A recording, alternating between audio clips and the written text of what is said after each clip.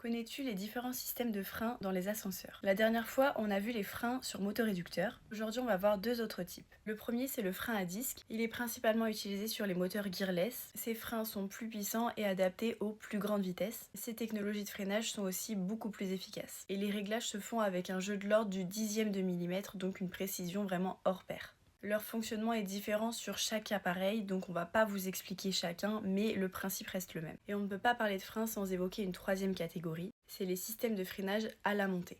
Ils ont été rendus obligatoires en 2004 par la loi Urbanisme et Habitat.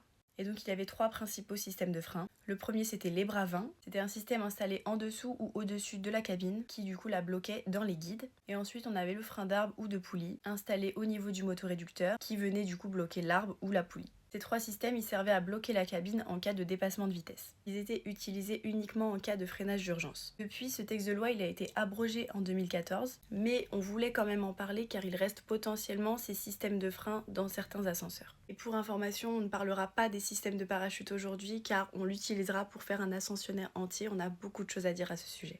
Maintenant, n'hésite pas à nous raconter en commentaire si t'es déjà tombé en panne entre deux étages.